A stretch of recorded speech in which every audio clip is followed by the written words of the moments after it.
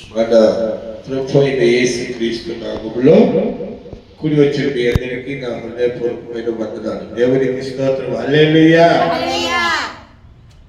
ఇంతవరకు పాఠం ద్వారా దేవుని నామాన్ని మహిమపరచుకొని ఉన్నాము. ఈ సమయంలో పరిశుద్ధ వాక్యాన్ని ఒకసారి చదువుకొని ఆ వాక్యాన్ని మనము ధ్యానం చేసుకుందాం. 49వ కీర్తన 14వ వాక్యాన్ని ఒకసారి మనము చదువుకుందాం. 49వ కీర్తన 14వ వాక్యం. వారు పాతాళములో ఉండగా మందగా కూర్చబడుదురు. మరణము వారికి కాపరి అయి ఉండును. ఉదయమున యథార్థవంతులు వారిని ఏలుదురు. వారి స్వరూపములు నివాసము లేనివై పాతాళములో క్షయమైపోవును. తర్వాత దేవుడు నన్ను చేర్చుకొనును. పాతాళ బలము నుండి ఆయన నా ప్రాణమును విమోచించును. దేవునికి స్తోత్రం. హల్లెలూయా. చదవబడిన లేఖన భాగంలో పాతాళం ఏంటో, ఆ మరణ సంబంధమైన బాధలు ఏంటో అక్కడ రాసి ఆ తర్వాత చెప్తున్నాడు, దేవుడు నన్ను చేర్చుకొనిను, పాతాళ బలములో నుండి ఆయన నా ప్రాణమును విమోచించెను. మనం పాట పాడతాం, నా విమోచన క్రయధనమును చెల్లించెను ప్రభువే. మనము పాతాళములోనికి దిగిపోయేటువంటి పరిస్థితులలో మునిగి పాపంలో తేలియాడుతూ పాప సంబంధమైన కార్యక్రమాల్లో ఉన్న మనల్ని దేవాది దేవుడు విడిపించి, పాపంలో నుంచి విడిపించి, శాపంలో నుంచి విడిచి, మరణకరమైనటువంటి పరిస్థితుల్లో నుండి విడిపించి ఆయన చెప్తున్నాడు అక్కడ, ఆయన నన్ను విమోచించి ఉన్నాడు. ఈ విమోచనకు కారణం ఏమిటి? ఒకరోజు దేవాది దేవుడు పరలోకములో నుండి భూమి మీదికి దిగి వచ్చి నేను ఏర్పాటు చేసుకున్నటువంటి నా ప్రజలు ఉన్నారు కదా, ఇశ్రాయేలీ ప్రజలు, వారు ఎలాగ ఉన్నారు, వారి పరిస్థితి ఏంటి, వారు ఏం చేస్తున్నారు అని భూలోకములోనికి ఆయన దిగి వచ్చి వారి మూలుగులు విని, వారు పడుతున్న బాధలు చూసి, వారు అనుభవిస్తున్నటువంటి వేదన శోధన అంతా చూసి దేవుడు చాలా పశ్చాత్తాపడ్డాడంట. పశ్చాత్తాపడి ఏ రీతిగానైనా సరే వాళ్ళను విడిపించాలి అని అనుకున్నాడు. ఒకసారి చదవండి. 78వ కీర్తన 35వ వాక్యాన్ని ఒకసారి మనం చదువుకుందాం. 78వ కీర్తన 35వ అధ్యాయం. దేవుడు తమకు ఆశ్రయ దుర్గమనియు మహోన్నతుడైన దేవుడు తమకు విమోచకుడనియు వారు జ్ఞాపకం చేసుకొనిరి. ఎవరు? ఈ ఇశ్రాయేలు ప్రజలు ఐగుప్తులో ఉన్నప్పుడు వారు పెట్టే బాధలు, నిందలు, అవమానాలు, వాళ్ళు పెడుతున్నటువంటి శోధన వేదన సహించలేక అప్పుడు ఇశ్రాయేలు ప్రజలు అనుకున్నారంట, మా విమోచకుడైన దేవుడు సజీవుడు, ఆయన వస్తే కానీ మాకు ఈ బానిస బంధాలు పోవు, ఈ బానిస బ్రతుకులు పోవు, మా బ్రతుకులో ఉన్న ఈ పాపము శాపము తొలగిపోదు అని ఇశ్రాయేలు ప్రజలు యేసయ్య రాకడ కొరకు ఎదురు చూశారు. విమోచకుడిని దేవుడు పంపించాడు మోషే రూపంలో. ఆయన వచ్చి వారి బానిసత్వములో నుంచి విడిపించాడు, వారిని పాలు తేనెలు ప్రవహించు కానాను దేశంలోనికి తీసుకొని వెళ్ళాడు. కారణం ఏమిటంటే విమోచించే దేవుడు మన దేవుడు. మనకు పాపములో ఉన్న, శాపములో ఉన్న, పాప భారముతో ఉన్న, దరిద్రంలో ఉన్న, ఏ పరిస్థితుల్లో ఉన్నా కూడా విమోచించగలిగిన విమోచన కర్త ఎవరంటే దేవాది దేవుడు. పాతాళంలో ఉన్న పరిస్థితులు నేను వినిపించే భయంకరమైన పరిస్థితులు. ఆ పాతాళంలో ధనవంతుడు యాతన పడుతున్నాడు ఆ మరణకరమైనటువంటి బాధాకరమైన ప్రదేశంలో. కారణం ఏమిటయ్యా అంటే ఆ మరణ సంబంధమైనటువంటి ఆ పాతాళములో విడిపించే నాదుడు లేడు. ధనవంతుడు మొరపెడుతున్నాడు ఆ పాతాళములో ఉండి, అయ్యా ఈ బాధ, ఈ అగ్ని నేను తట్టుకోలేకపోతున్నాను, నన్ను కాపాడండి, నన్ను విమోచించండి, నన్ను రక్షించండి అంటే అబ్రహాము అంటున్నాడు, నా కుమారుడా నువ్వు బ్రతికినంత కాలము సుఖ సంతోషాలు అనుభవించావు. ఏ రోజు కూడా దేవుడు ఎవరు అని నువ్వు చూసిన వాడము కాదు. ఏ రోజు కూడా దేవుణ్ణి స్తుతించిన వాడము కాదు. ఏ రోజు కూడా దేవుడి నామాన్ని గుర్తించిన వాడము కాదు. ఈ రోజు నిన్ను విమోచించే విమోచకుడు నువ్వు గుర్తుపట్టలేదు. నువ్వు విమోచించకుడికి నువ్వు మొరపెట్టలేదు. ఇక్కడికి వచ్చాక నీ మొర ఆలకించే వాళ్ళు ఎవరూ లేదు. బాగా గమనించండి. బ్రతికున్నప్పుడు, ప్రాణం ఉన్నప్పుడు, మనం సజీవులుగా ఉన్నప్పుడు ఆయన అంటాడు, సజీవులు సజీవులే కదా నిన్ను ఆరాధించి నిన్ను స్తుతించేది. సజీవులమై ఉన్నప్పుడు మనకు స్తుతిస్తే ఆ దేవుడు మనల్ని విమోచిస్తాడు. స్తుతించకపోతే మనకు విమోచన లేదు. స్తుతించకపోతే ఆ విమోచకుని మనము చూడలేము, ఆయన స్వరము వినలేము, మన బ్రతుకులు మార్చబడము.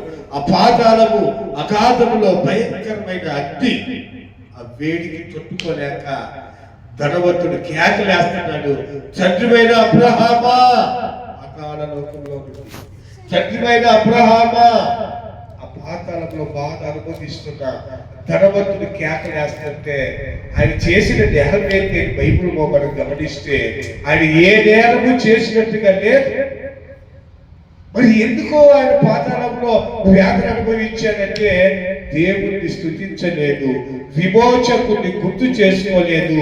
నన్ను సృష్టించిన సృష్టికర్త అయిన దేవుణ్ణి నేను స్తుతించాలి అనేటువంటి ఆలోచన లేకుండా నా ప్రాణమా చినుకు తాగుము సుఖించుము, డాడీకి వెళ్ళాల్సిన పనిలే, నువ్వు కమ్మగట్టిని హాయిగా పడుకో అని చెప్పండి తన శరీరాన్ని సుఖానికి లోపరుచుకున్నాడు. దేవుని కృపకు దూరమైపోయి విమోచన కర్తను దూరం చేస్తున్నాడు. విమోచించబడలేకుండా జీవితాన్ని పతనావస్థకి నడిపించుకున్నాడు. అందుకు దేవుడు చెప్తున్నాడు, నేను విమోచకుడను. ఒకసారి కీర్తన గ్రంథము 7వ అధ్యాయము 9వ వాక్యాన్ని కూడా ఒక్కసారి చదువుకుందాం. మనం కీర్తన గ్రంథము 7వ అధ్యాయము 9వ వాక్యాన్ని కూడా ఎలాగ మనల్ని దేవుడు విమోచిస్తాడో రాసి వచ్చాడు అక్కడ. 7:9 హృదయమును అంతరేంద్రియములను పరిశీలించు నీతి గల దేవా, పరిశీలించు నీతి గల దేవా, దుష్టుల చెడుతనమును మాన్పుము, దుష్టుల చెడుతనమును మార్పుము, నీతి గల వారిని స్థిరపరచుము, నీతి గల వారిని స్థిరపరచుము, యథార్థ హృదయాలను రక్షించు దేవుడై, యథార్థ హృదయాలను రక్షించు దేవుడై, నా కేడెమును ఓయవాడై ఉన్నాడు, నా కేడెమును ఓయవాడై ఉన్నాడు, ఓయవాడై ఉన్నాడు. ఎందుకంటే మన పాప భారము ఆయన భుజాన. ఆయన చెప్తున్నాడు, లోక పాపములు మోసుకొని పోవు దేవుని గొర్రెపిల్ల, మన కేడెము ఆయన భుజముపై ఆనుకొని ఉంది.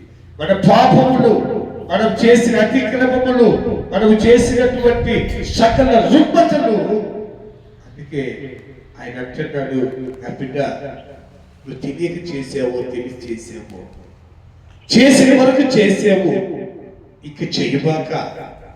అది దేవుని ప్రేమ, అది దేవుని ప్రేమ. అదే మనము పాత నిబంధన గ్రంథానికి వెళ్ళి ఆ 10 ఆజ్ఞల్లో చూసినట్లయితే ఆ విధంగా లేదు.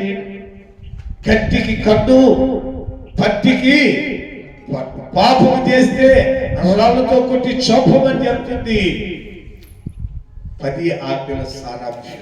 అయితే యేసు ప్రభు అంటున్నాడు, రాళ్ళతో కొట్టి చంపడానికి వచ్చినప్పుడు వాళ్ళందరూ యేసయ్య ప్రేమ, అమ్మా నిన్ను వాళ్ళెవరు కొట్టలేదా అంటే, కొట్టలేదు ప్రభు అన్నప్పుడు, నేను కూడా నిన్ను కొట్టను, ఇక పాపం చేయబాక, ఈ రాళ్ళ దెబ్బలతో చనిపోయి నరకానికి పోబాక, ఈ సూటిపోటి మాటలతో నువ్వు గాయపరచబడి నరకానికి యోగ్యురాలుగా ప్రార్థించేటట్టుగా చేసుకోబాక, మనసు మార్చుకో, నీ బ్రతుకును మార్చుకో అని యేసయ్య ప్రేమతో హెచ్చరించాడు.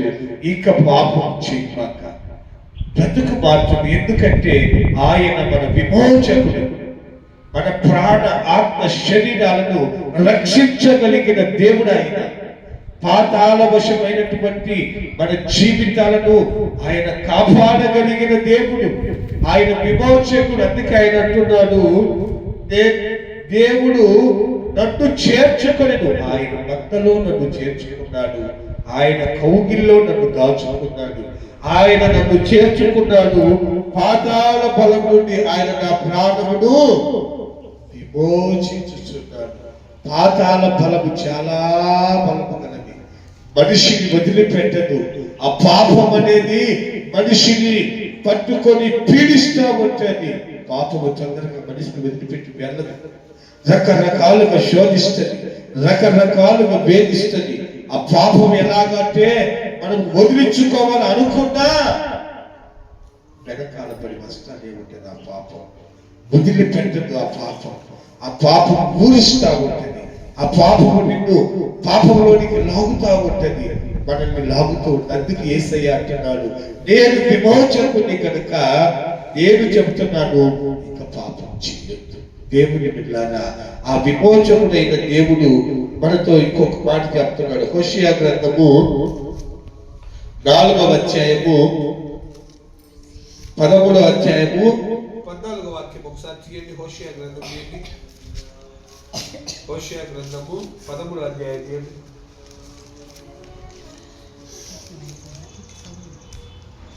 హోషేయ గ్రంథము 13వ అధ్యాయము 14వ వాక్యాన్ని ఒకసారి మనం చదువుకుందాం. యెషయా గ్రంథం కాదు, హోషేయ గ్రంథము 13:14 ఒకసారి మనం చదువుకున్నట్లయితే ఆ విమోచనకర్త అయిన దేవుడు మనకు ఎలాగ సహాయం చేస్తున్నాడో రాశారు. ఆయనను పాతాళ వశములో నుండి నేను వారిని విమోచింతును, మృత్యువు నుండి వారిని రక్షింతును. ఓ మరణమా ఈ విజయం ఎక్కడా? ఓ మరణమా యేసు ప్రభు మరణమును జయించిన దేవాది దేవుడు. ఆయన అంటున్నాడు, ఓ మరణమా నీ విజయం ఎక్కడా? మరణమా నీ ముళ్ళు ఎక్కడా? మరణపు ముళ్ళును విరచిన దేవుడు చెప్తున్న మాట ఇది. వారిని పాతాళ వశము కాకుండా నేను తప్పిస్తాను, నేను తప్ప వేరొక రక్షకుడు లేడు. దేవుడు చెప్తున్న మాట చెప్తున్నారు. పాపులను రక్షించుటకు క్రీస్తు యేసు లోకములోనికి వచ్చాడు. ఆయన తప్ప వేరొక రక్షకుడు మనకు లేడు.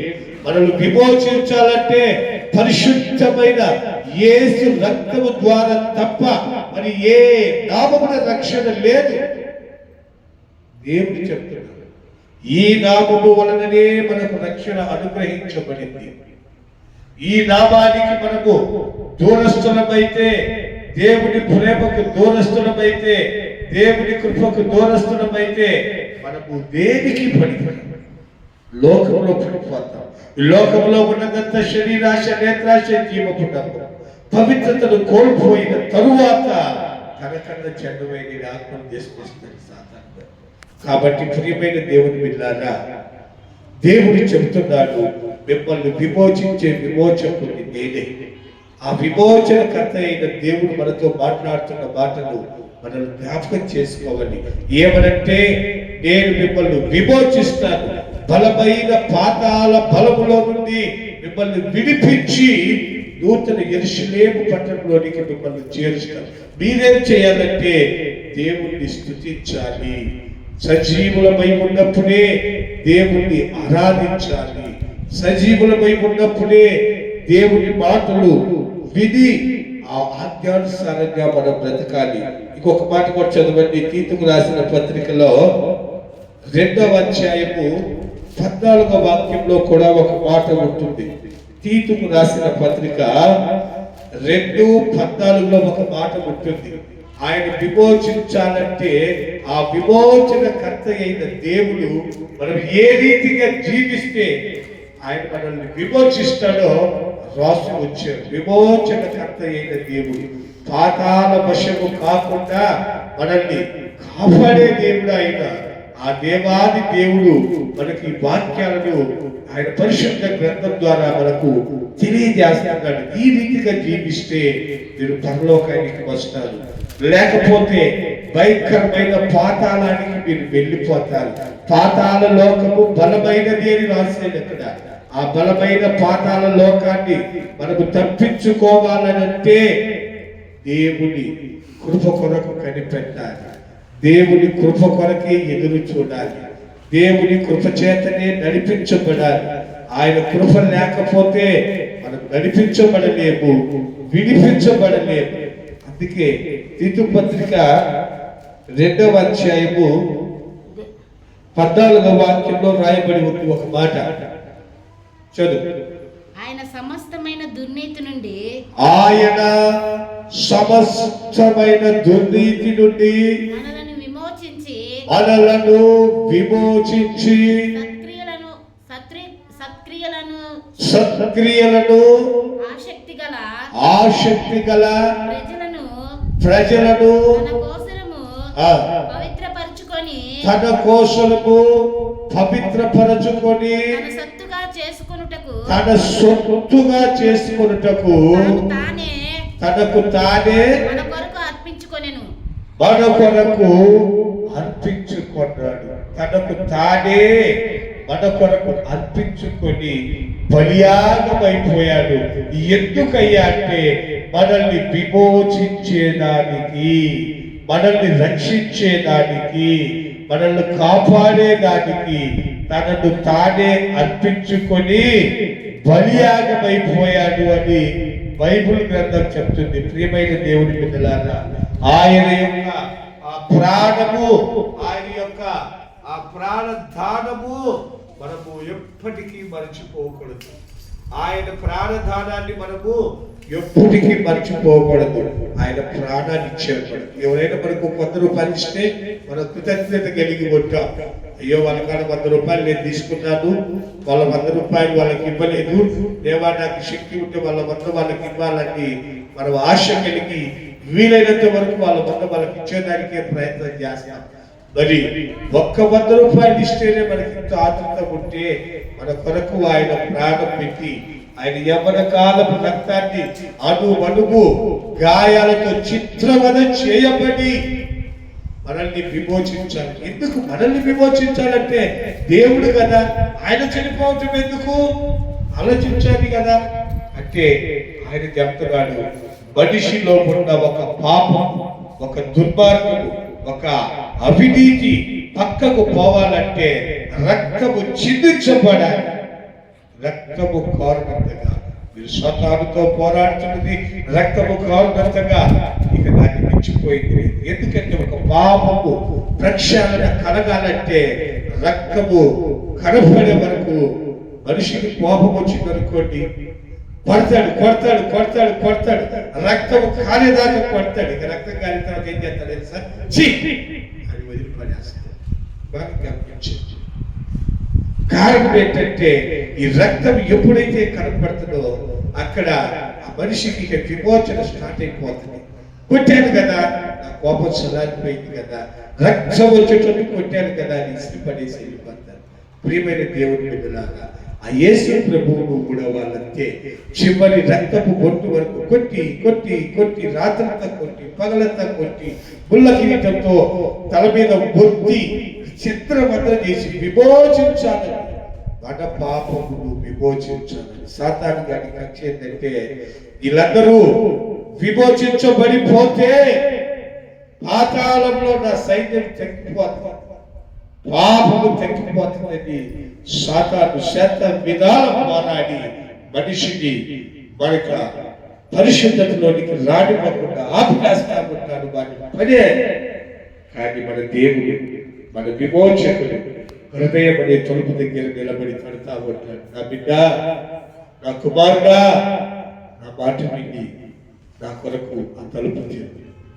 మెత్తటి మాంసాన్ని హృదయాన్ని ఉంచుకో, రాతి హృదయాన్ని తీసివేయి, పాపపు తలపులు తీసివేసి వదిలివేసి.